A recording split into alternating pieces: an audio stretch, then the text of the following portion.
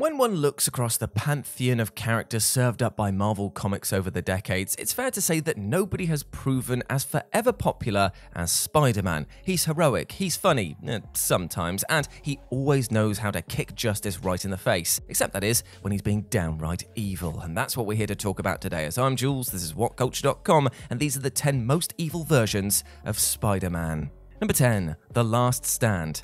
Happy birthday. This 2003 run saw a 3-part happy birthday story that found Peter Parker trapped deep in a timeline as the result of a scheme from the villainous Dormammu. There, Parker was able to see both a younger version of himself and an older version. For the younger version, this is the Peter who is minutes away from being bitten by the radioactive spider that would change his life. Should the present-day Parker hop in and stop this bite from happening, in turn giving him a chance to save Uncle Ben? But upon glancing at the future Peter, our hero sees a grizzled figure who is about to go down in a blaze of glory as gun-toting cops circle in on him. Should the present-day Webhead intervene here? But the truth is, this future Peter Parker has spent years as a brutal vigilante who's killed his targets. This bloody path began, as later shown in Grim Hunt, when Spider-Man murdered Kraven in revenge for the deaths of Kane and the Matty Franklin version of Spider-Woman. From there, Peter embarked on a downward spiral that pulled inspiration from the Punisher's playbook. In fact, so extreme were his methods, Spidey was even kicked out of the Avengers.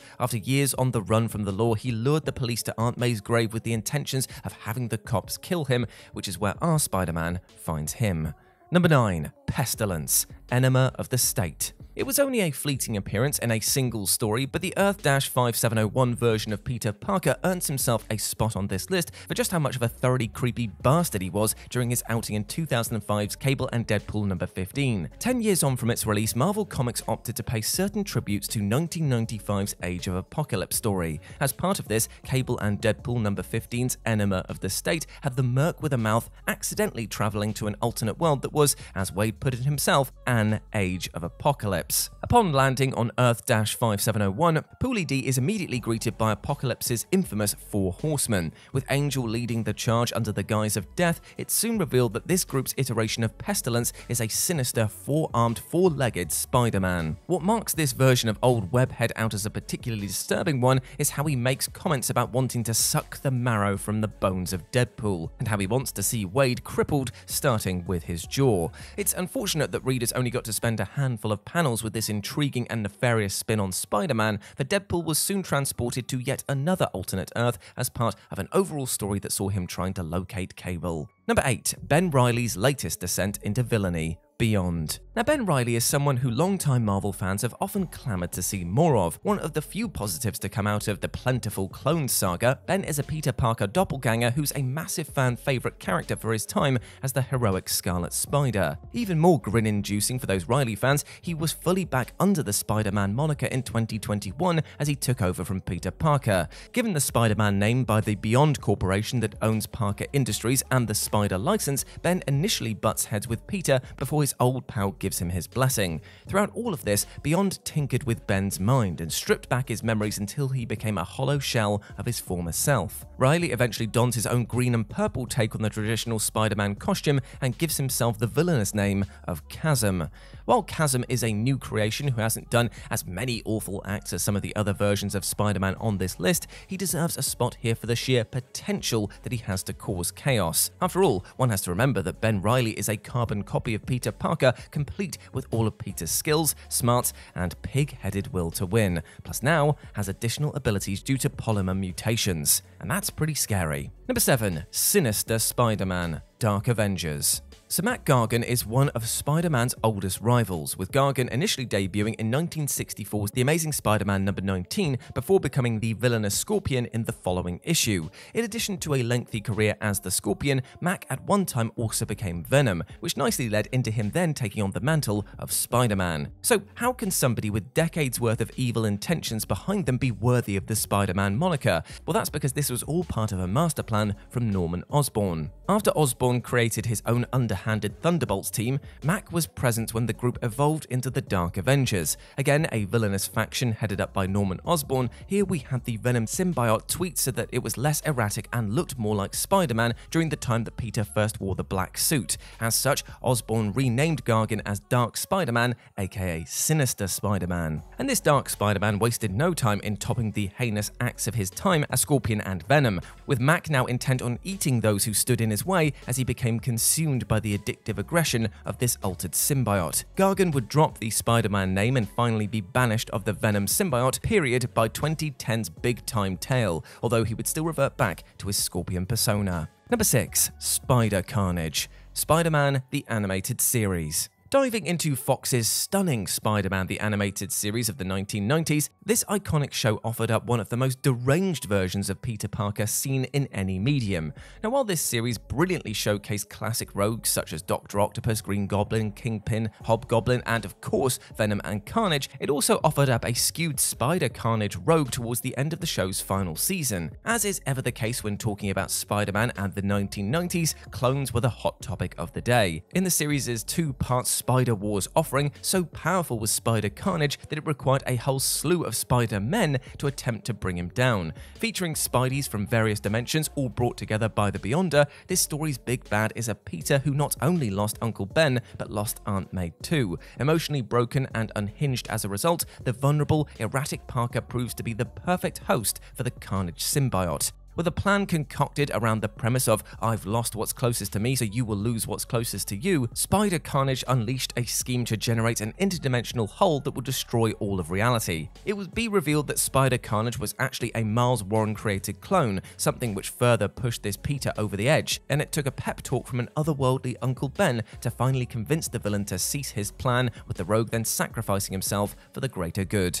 Number 5. SpiderNorMan. Spider-Geddon. While the numerous different Earths and realities have seen plentiful Peter Parkers and various other characters take on the role of their respective world Spider-Man, the kicker of Earth-44145 is that the Spider-Man of this realm is none other than Norman Osborn. If there's one guarantee in comics, it's that Norman always has a self-serving scheme up his sleeve, and of course, that was clearly the case in the huge Spider-Geddon event. There, the spiders of multiple realities were all brought together to stop the villainous Inheritors and their plan to dominate the multiverse. Now, Osborn's plan is that Earth 616, as in our Earth, is an acceptable loss in the grand scheme of things. To show a further glimpse at SpiderNorMan's sinister side, the short time we spend with him in his own world shows that he's mutated himself into an 8-limbed being, has murdered Peter Parker, and has been partaking in schemes so crazed that his own son Harry sacrificed his own life in an attempt to stop him. Number 4. Doppelganger. Infinity War. Debuting during 1992's Infinity War, Doppelganger is a version of Spider-Man who is a mindless, ferocious, 8-limbed savage with heinous intentions. The Doppelganger is a demonic double of Spider-Man. This is all part of a plan from Warlock under his Magus moniker to unleash sinister, evolved versions of certain heroes onto the very heroes from whom they were copied. But Infinity War was only the tip of the iceberg for Doppelganger though, and he'd eventually be the only double to make it out of that arc in one piece. After being saved by Demon Goblin, old Doppy here resurfaced in 1993 as part of Maximum Carnage. There, this twisted take on Spider-Man became the obedient, murderous pet of Carnage and Shriek. Making Doppelganger particularly intimidating, this creature has abilities that not even Spider-Man has, such as being able to cling to buildings without the need for webbing, having webbing that is as sharp as glass, and being nearly 6 times stronger than Peter Parker. Number 3. Patton Parnell, Edge of the Spider-Verse. Now, the best way to summarize Patton Parnell is to imagine your regular Peter Parker, then completely flip all of his personality traits and characteristics. Appearance-wise, Patton looks very much like a young Peter. Following in Parker's footsteps, Patton eventually winds up being bitten by a radioactive spider. But the problem is that Patton Parnell is an utterly unhinged and disturbed individual. Introduced in Edge of the Spider-Verse and calling Earth 51412 home, Parnell eerily enjoys torturing animals, obsessively stalks his neighbor Sarah Jane, and develops a taste for human flesh. Once bitten by a gnarly red spider, the youngster fully embraced his dark side and used his newfound abilities for nefarious means. Said embracing meant transforming into a chilling spider-human creature with 8 red eyes, 4 arms, and 4 legs, and who webbed up and then ate people. The only way that Patton's toothy rampage was brought to an end was thankfully when vampiric spider sort Morlan turned up and drained the crazed teenager of his life force.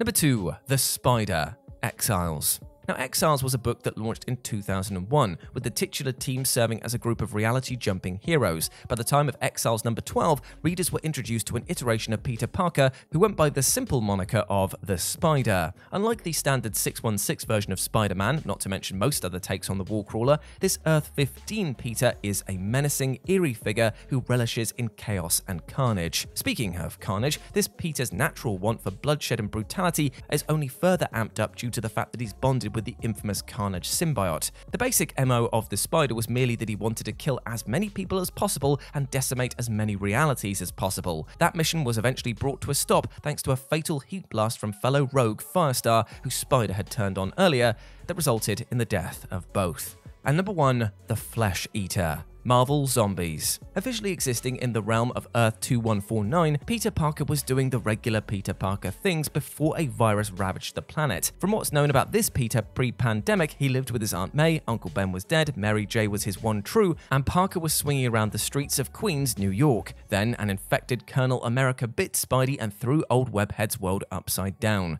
Despite doing his best to resist the urges to feast on human flesh, Spider-Man eventually gives in and takes a bite out of Mary Jane. MJ was merely a starter here though, for Peter would then start to eat Aunt May, and the term start is used here as the now zombified Mary Jane shuffles into the scene and wants to try some of that tasty May meat for herself, so Spider-Man properly kills MJ so that he can keep Aunt May's bones and flesh for himself.